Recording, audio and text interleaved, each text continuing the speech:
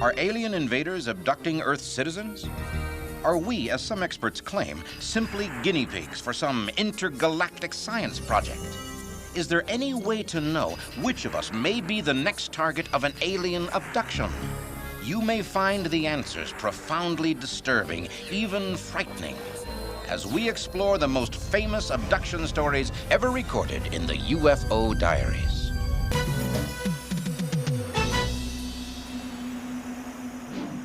Even to the countless thousands who now believe in extraterrestrial life, the reports of alien abductions may still seem incredible. If these stories are true, then our concept of the place our world holds in the universe may have to be radically reappraised.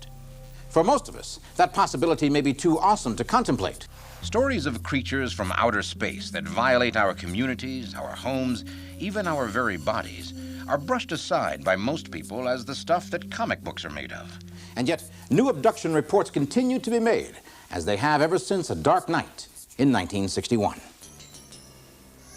The first abduction story to ever get any national publicity was the case of Barney and Betty Hill. They were driving home from a vacation trip through the mountains of New Hampshire in September of 1961 when they saw this strange light in the sky that seemed to follow them, and it approached them quite closely. Betty Hill still vividly remembers exactly what happened. Barney decides to get out with the binoculars in an attempt to identify this craft. And he saw some, what looked like a being on board who was looking at him through the window, and he became quite frightened, began to flee. They drove quickly away, and then this object seemed to come down close over the car. They heard a beeping sound. They turned off the main road, seemingly under the control of some unusual force.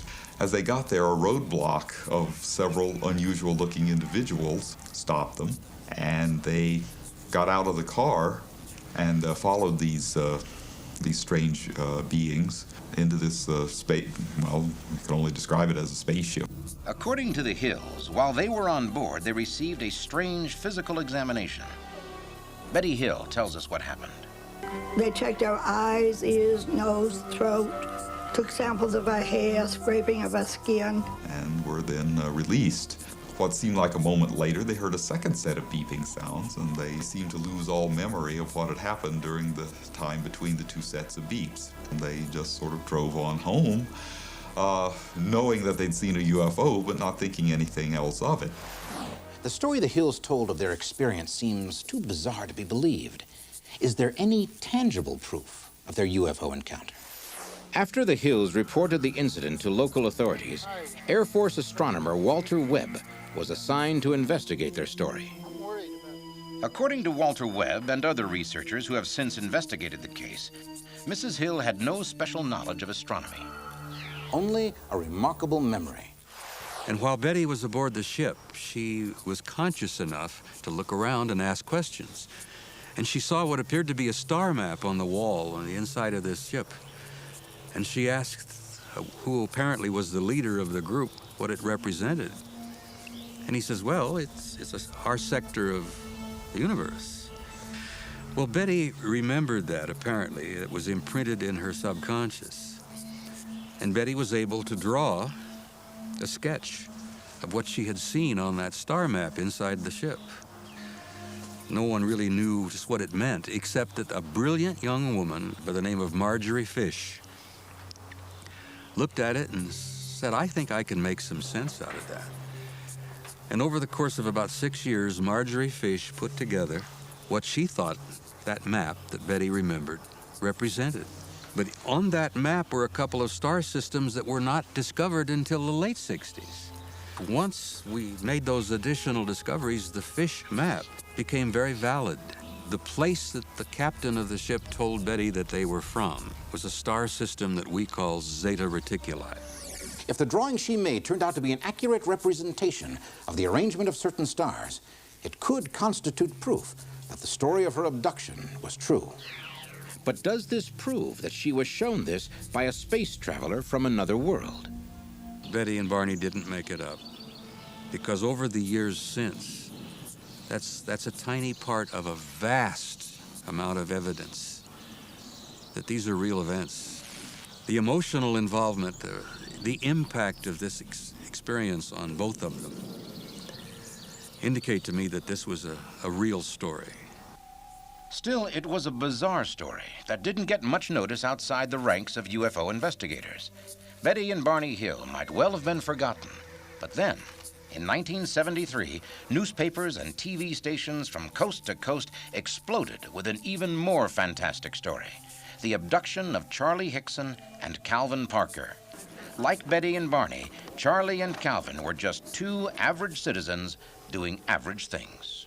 They were fishing in Pascagoula, Mississippi on October 11th, 1973, when they heard a noise.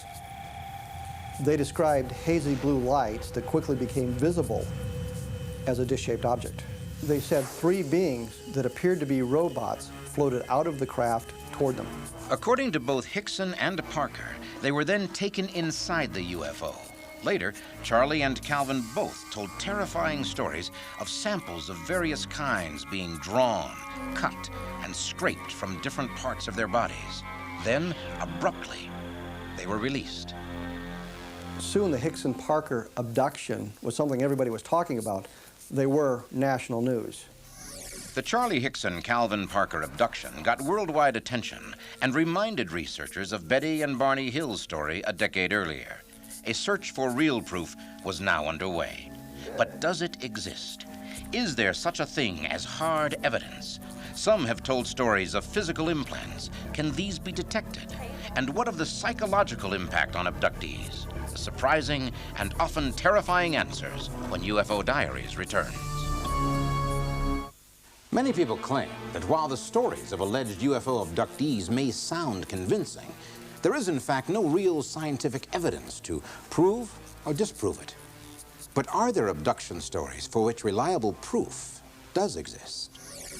Bud Hopkins has devoted his entire adult life to working with the trauma of UFO abductees and investigating their stories. I've worked with over 500 people in the past 20 years, and of that 500, most of those people I've looked into multiple abductions. There are many physical marks that turn up after an abduction experience. A person can describe a physical process taking place on something being done to their thigh, and you check the place and there's a scoop mark or a long straight cut.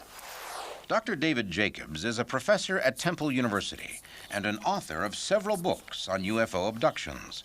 He believes that the physical evidence is very real. This includes actual scars, that is to say, scar tissue has formed, which of course is physiologically not possible in just a few-hour period, but that is what we do see. Scars can be obtained in any number of ways. But what of the strange phenomenon of actual physical implants? Could this be the hard proof researchers are seeking? I would say probably the majority of abductees have some sort of an implant in them. They describe an instrument that's placed high up their nose. They can hear a kind of crunching sound, feel a crunching sound as this instrument goes up through the cartilage, and it deposits a little sort of ball-like thing way up by their optic nerve or their pituitary gland. This happens in their ears as well. And I could feel my ear being pulled as far from the skull as it could, and an instrument being intruded into my ear. People wake up in the morning, there's blood all over the pillow from their nose or from their ear. A little girl woke up, 9-year-old. His whole family are having these experiences. She was visiting a friend. She woke up in the morning with a memory of a strange face looking at her, and there was a huge long gash down her cheek and around underneath. The emergency room people took 18 stitches in it. The doctor said it was a scalpel cut, and it was of uniform depth, and it was extremely deep. And she has no memory of it. She didn't wake up from it. This is something that happened during the night together with other memories. There is physical evidence all over the place. Not only that, but people are physically missing from their normal environment.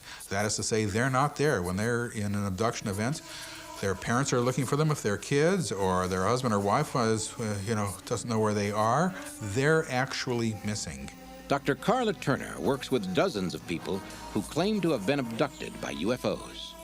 She believes that some abductees never fully recover from the shock and terror of what happened to them. I had no intention of becoming a UFO researcher, but the issue was forced on me by the beings who invaded my life and my home and my family, everything. There can be no doubt that something real and deeply traumatic has happened to these people. Their whole concept of reality has been shattered by bizarre and inexplicable events. They certainly can no longer laugh at the idea of flying saucers and people from outer space the way other people can. And yet, apparently, many abductees seem to lead normal lives for many years before remembering this traumatic event. Kathy Davis, for example, remembered one of the most terrifying of all alien encounters, the loss of her unborn child.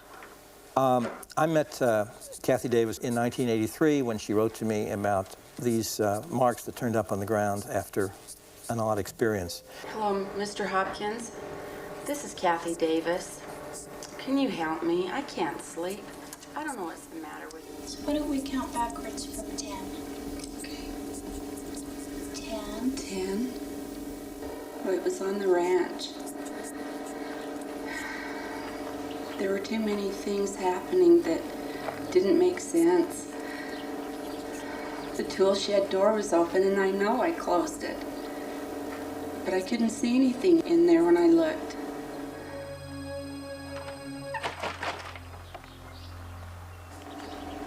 And I'd been weeding my garden. I was outside. There was a burn on my lawn that was a perfect circle. I couldn't explain it. And Rusty, my poor dog, Rusty. Rusty! Rusty! I was so scared. He was under the car. He never does that.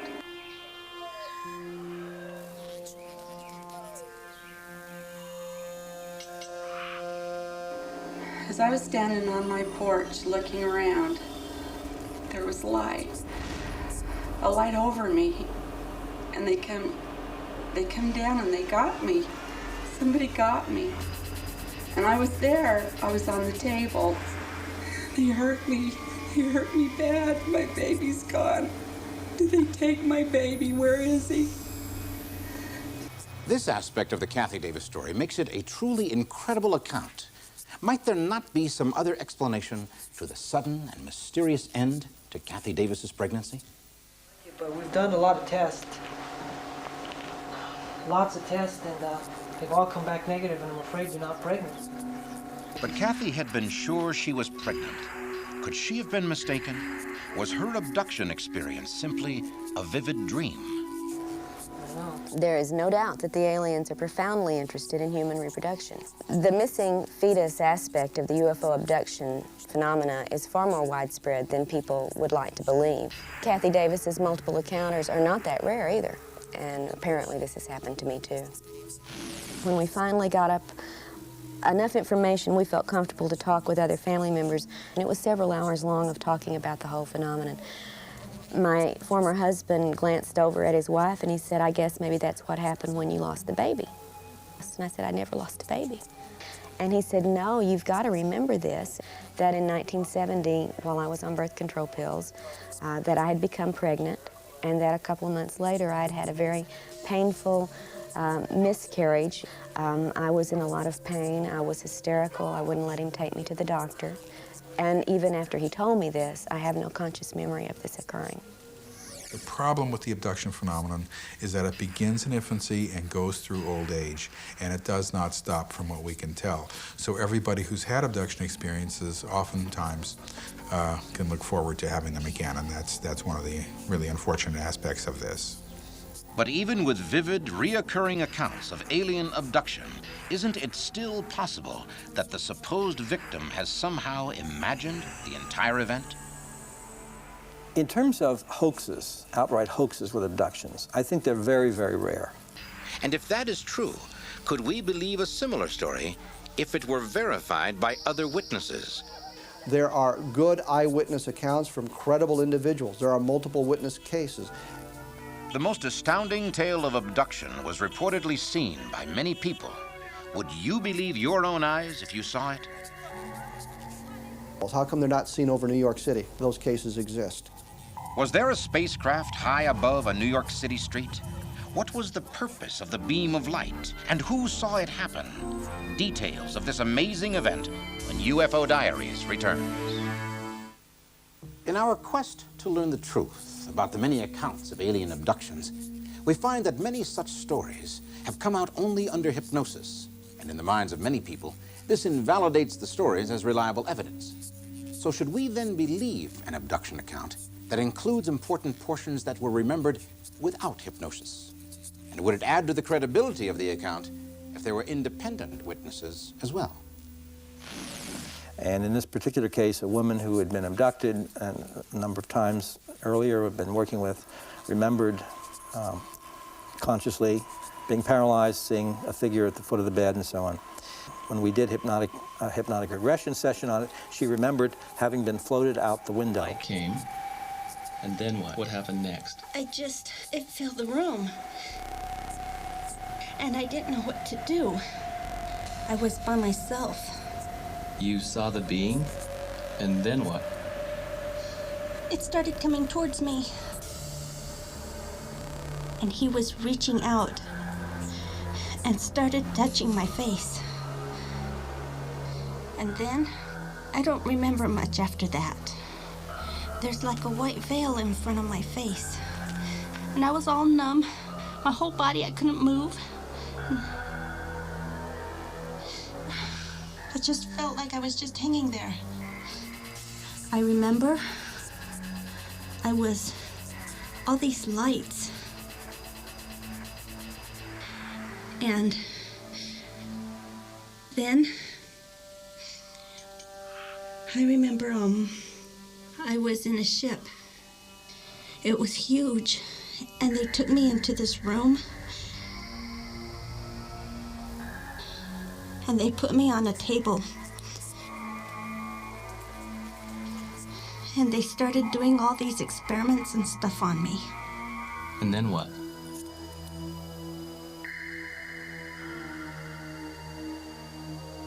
I'm not really sure. What happened, though, which was so dramatic, was I began hearing from witnesses later on who saw this whole thing happen from stalled automobiles. They saw this craft above the building that she lived in. They saw the blue wide beam of light. They were transfixed looking at it. And they saw 4 figures rolled up in a kind of fetal position come flying out the window, 12 stories off the ground, and then unroll. One alien, Linda Cortilla in a nightgown, and then 2 aliens down below, and then they were all lifted up into the craft, and the craft then zoomed away. This is extraordinarily important because one car of witnesses was located at one place, another car was located up on the Brooklyn Bridge. I have 3 other witnesses at other locations in New York City, some very close, who saw aspects of this. There is absolutely no doubt that this took place. If we now assume that UFO abductions really do happen, surely the inevitable question is why? One of the witnesses who saw this was an extremely important political figure.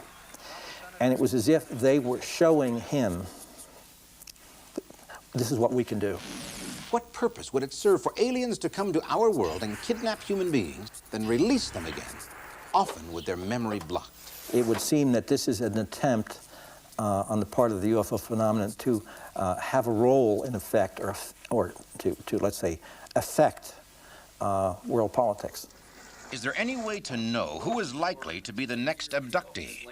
Are the abductions part of some mysterious, larger mission, or just random acts? Okay, there's no question in my mind that the abductions clearly represent an agenda the aliens have for humankind.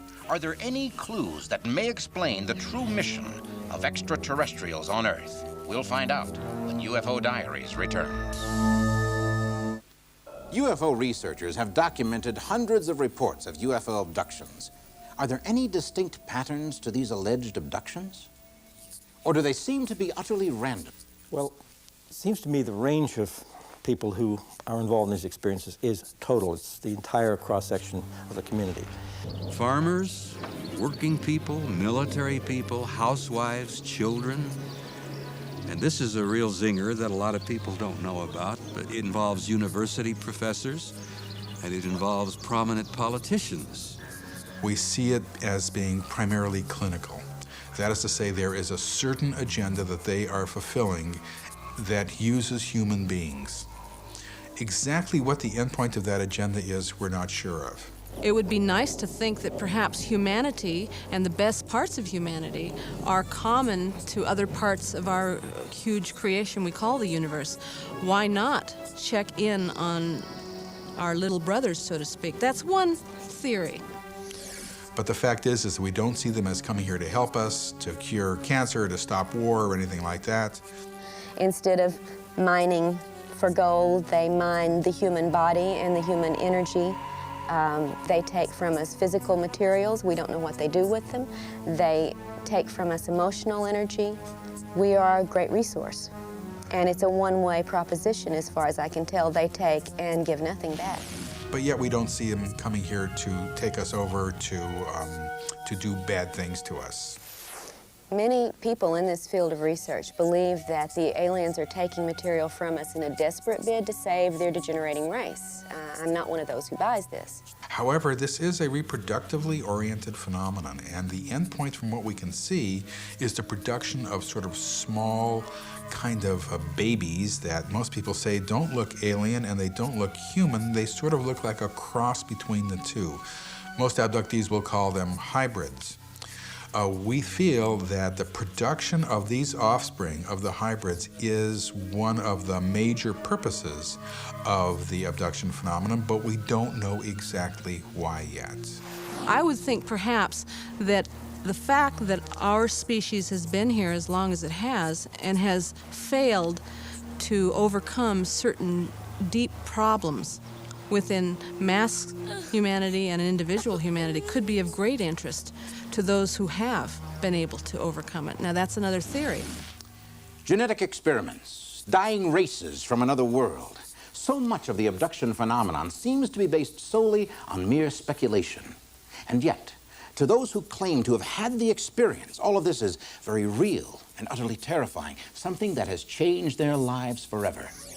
Is humankind being used as part of some cosmic science project? Are there a multitude of alien races visiting our world, each with a different purpose for being here? Could it be someday soon they will make their presence known? Is it possible that this is all just preparation for a future intergalactic cooperation?